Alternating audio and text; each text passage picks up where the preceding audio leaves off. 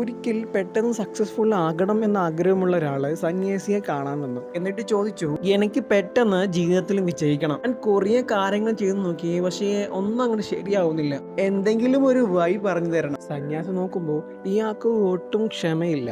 അതുകൊണ്ട് തന്നെയാണ് ഇയാൾക്ക് സക്സസ്ഫുൾ ആവാൻ കഴിയാത്തതും. നിനക്ക് ജീവിതത്തിൽ വിജയിക്കണമെന്നുണ്ടെങ്കിൽ ആദ്യം നല്ല ക്ഷമ വേണം. ഞാനൊരു ചെറിയ കഥ പറഞ്ഞു തരാം. അങ്ങനെ സന്യാസി കഥ പറയാൻ തുടങ്ങി. ഒരിക്കലും ഒരു രാജാവ് വേട്ടക്ക് പോയതായിരുന്നു.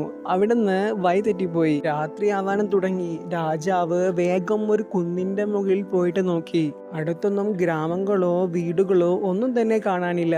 പിന്നെ ശ്രദ്ധിച്ചു നോക്കിയപ്പോൾ ദൂരെ ഒരു വെളിച്ചം കാണുന്നുണ്ട്.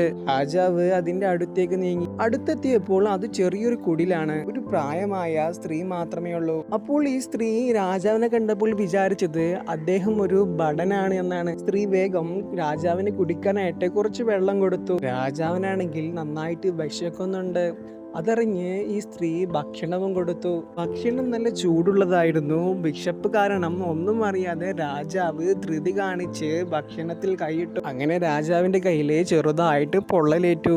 അത് മാത്രമല്ല, പുറത്തേക്ക് കുറച്ച് ഭക്ഷണം പോവുകയും ചെയ്തു. ഇത് കണ്ടപ്പോൾ ആ സ്ത്രീ പറഞ്ഞു, നിങ്ങളും നമ്മുടെ രാജാവിനെ പോലെ തീരെ ക്ഷമയില്ലാത്ത ആളാണ്. അപ്പോൾ രാജാവ് ചോദിച്ചു, അതെന്താ നമ്മുടെ രാജാവ് ക്ഷമയില്ലാത്ത ആളാണെന്ന് പറയാനുള്ള കാരണം? അപ്പോൾ സ്ത്രീ പറഞ്ഞു, രാജാവിന്റെ അത്യാഗ്രഹം കാരണം രാജാവ് വലിയ വലിയ രാജ്യങ്ങളെ യുദ്ധം ചെയ്ത് തോൽപ്പിക്കാനാണ് ശ്രമിക്കുന്നത്. ഇങ്ങനെ ചെയ്തതുകൊണ്ട് രാജാവിന് ഒരുപാട് ഭടന്മാർ നഷ്ടമാവുന്നുണ്ട്. ഇപ്പോൾ ഞാൻ തന്ന ഭക്ഷണം കുറച്ച് കുറച്ചായിട്ട് ഒരു അരുവിൽ നിന്ന് കഴിച്ചിരുന്നെങ്കിൽ നിങ്ങളുടെ കൈ പൊള്ളില്ലായിരുന്നു, പുറത്തേക്ക് ഭക്ഷണം പോവുകയും ഇല്ലായിരുന്നു. അതുപോലെ ചെറിയ ചെറിയ രാജ്യങ്ങളെ കീഴടക്കുകയാണെങ്കിൽ രാജാവിന് അധികമായിട്ടുള്ള ഭടന്മാരെ നഷ്ടമാവുകയില്ല. തന്റെ അംഗബലം കൂട്ടുകയും ചെയ്യാം. അങ്ങനെ വലിയ വലിയ രാജ്യങ്ങളെ കീഴടക്കുകയും ചെയ്യാം. അപ്പോൾ ഇത് കേട്ടപ്പോൾ രാജാവിന് തന്നെ തെറ്റ് മനസ്സിലായി. എന്തു കാര്യത്തിനും ക്ഷമ എന്നുള്ളത് പ്രധാനമാണെന്നും തിടുക്കവും അത്യാഗ്രഹവും ഒഴിവാക്കണമെന്നും രാജാവിന് മനസ്സിലായി. ഇങ്ങനെ കഥ അവസാനിപ്പിച്ച ശേഷം സന്യാസി പറഞ്ഞു, നിനക്കിപ്പോ മനസ്സിലായില്ലേ അമ്മ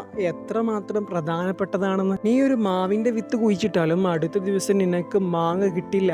അതിന് കുറച്ച് സമയമെടുക്കും. നീ ആ മരത്തിനെ പരിപാലിക്കണം, വെള്ളമൊഴിക്കണം, വളമിടണം. അങ്ങനെ കുറച്ച് വർഷം കഴിയുമ്പോൾ നിനക്ക് അതിൽ നിന്ന് മാങ്ങ കിട്ടാൻ തുടങ്ങും. നിരന്തരമായിട്ട് അധ്വാനിക്കണം, കഷ്ടപ്പെടണം. ആദ്യം ചെറിയ ചെറിയ കാര്യങ്ങൾ നേടിയെടുക്കണം, എന്നിട്ട് വലിയ കാര്യങ്ങളിലേക്ക് നീങ്ങണം. അല്ലാതെ ഒട്ടും ക്ഷമയില്ലാതെ ഓരോ കാര്യങ്ങൾ ചെയ്തു കഴിഞ്ഞാൽ അത് നിന്നെ ഒരുപാട് പ്രശ്നങ്ങളിലേക്ക് നയിക്കും. അതുകൊണ്ട് ജീവിതത്തിലെ ഏതൊരു ഏരിയയിലും ക്ഷമ വേണം.